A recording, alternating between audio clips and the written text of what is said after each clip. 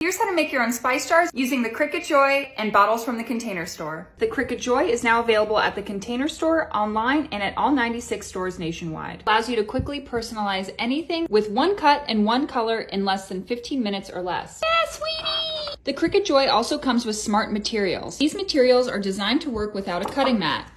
Ta-da! With the Cricut apps available on mobile and desktop, you can make anything, anywhere. So I have this pull-out spice rack, which is great, but I'm having trouble reading the labels on top. So let's create some spice labels. I'm gonna go with Zooey Deschanel spice jars. They have little labels on top, which is exactly what I need for my spice rack. Now I'm going to customize my spices. Cinnamon.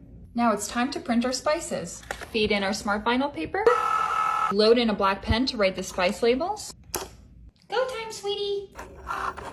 Ooh, oregano. Writing away without my help. No, sweetie. Our labels are ready to go. Put a lid on. Oh, look at those beauties. Now I can easily see them from the front and I'm able to identify them from the top. Yay.